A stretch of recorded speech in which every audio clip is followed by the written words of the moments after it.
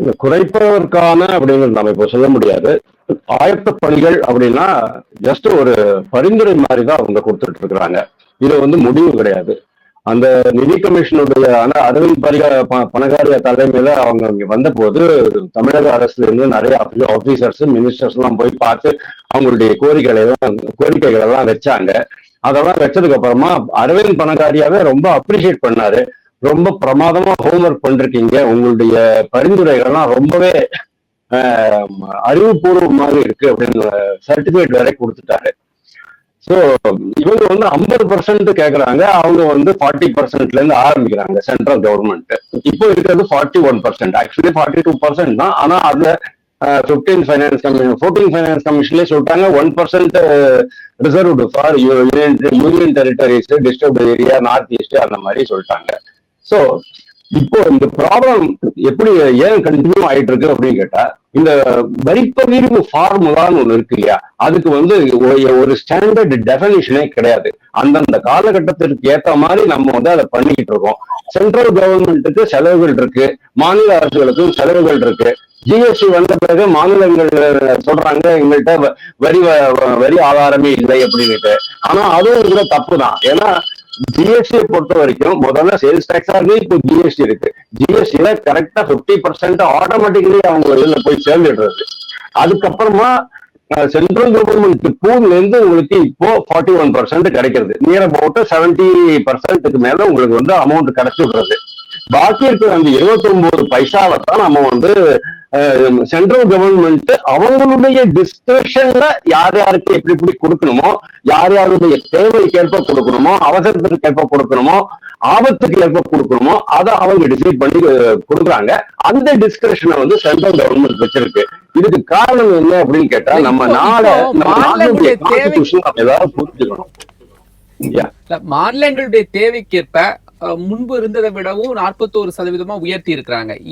எந்த கணக்கீட்டினுடைய அடிப்படையில இந்த நிதி ஆணையம் மாநில பகிர்வை அதிகப்படுத்துறாங்க?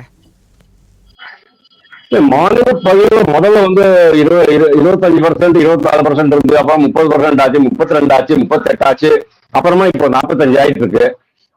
நார்மலி வந்து அந்த காலத்துல பாப்புலேஷன் அளவு அதாவது மக்கள் எண்ணிக்கை தான் ஒரு மிகப்பெரிய அளவீடாக இருந்தது இதுக்கு. ஆனா சப்சிக்வெண்ட்லி இந்த 14th ஃபைனான்ஸ் கமிஷன்ல 4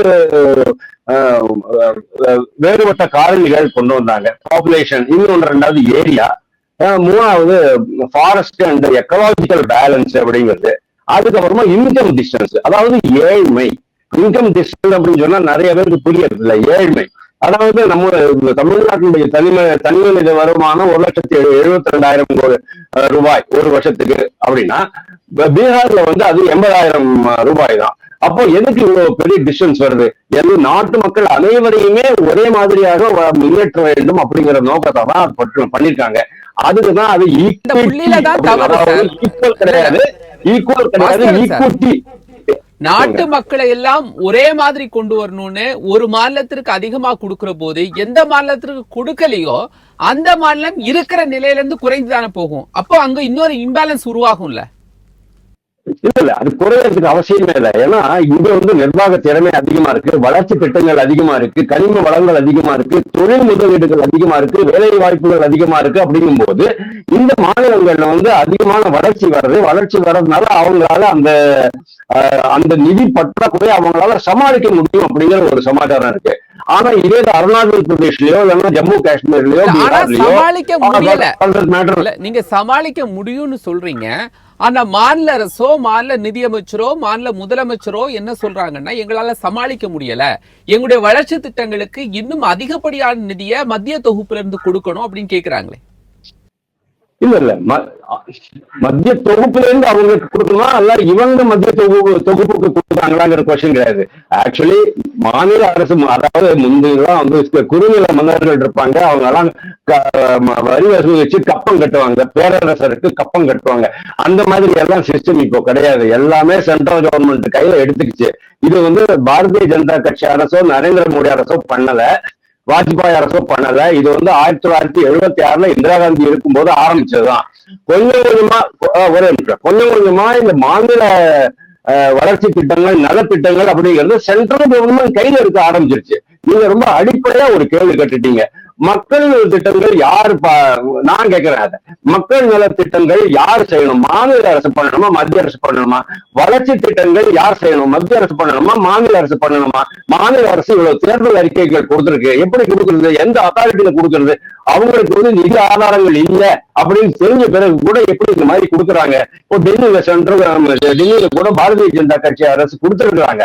அப்போ இந்த கொஸ்டின் வருது, யார் பண்ணணும்? சென்ட்ரல் கவர்மெண்ட் பண்ணணுமா, ஸ்டேட் கவர்மெண்ட் பண்ணணுமா? ஆனா இந்த மாதிரி ஒரு யூனிலேட்டரல் மாநிலங்களோட ஒத்துழைப்பு இல்லாமல் எந்த வளர்ச்சி திட்டங்களையும் மாநிலத்துக்குள்ள கொண்டு போக முடியாதுல்ல.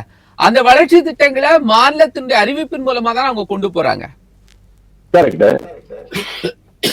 அப்ப அறிவிக்கக்கூடிய கடமை இருக்குல்ல. இந்த ஸ்கீம்ஸ் எல்லாம் நாங்க கொண்டு வருவோம் அப்படின்னு மக்களுக்கு உறுதிமொழி கொடுத்திருக்காங்க. அதை நடைமுறைப்படுத்தணும்னா அதெல்லாம் வளர்ச்சி திட்டங்கள் தானே.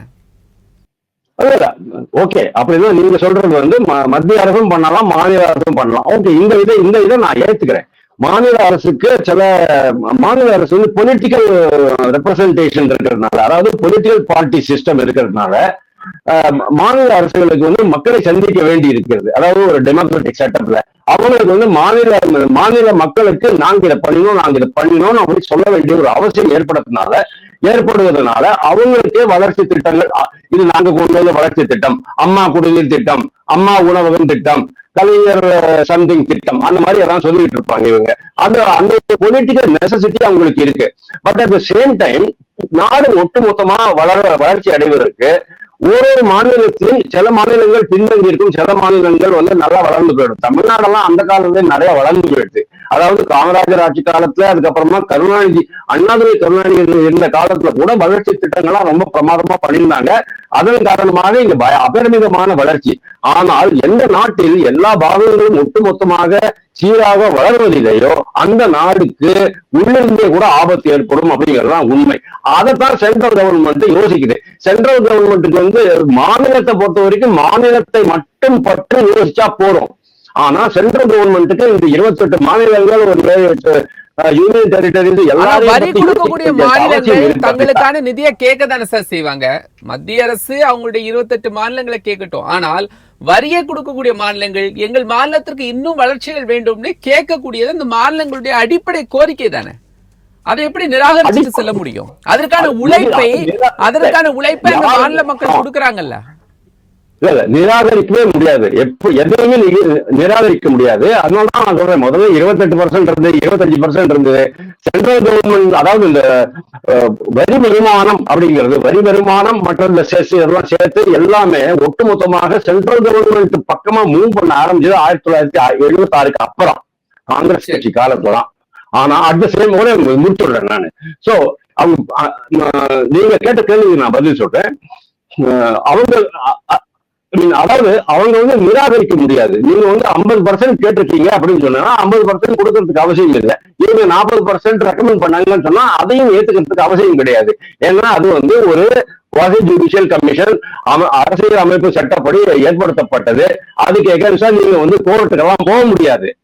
அதாவது எந்த மாநிலமும் கோர்ட்டுக்கு போக முடியாது, சென்ட்ரல் கவர்மெண்டே கூட ஒண்ணும் பண்ண முடியாது. அதனால ஏதாவது ஒரு வயா மீடியாவை கண்டிப்பா ஏற்படுத்துவாங்க. என்ன பொறுத்த வரைக்கும் 45% வரைக்கும் வந்து அக்செப்ட் பண்ணிடுவாங்க. 45% வரைக்கும் அக்செப்ட் பண்ணிடுவாங்க.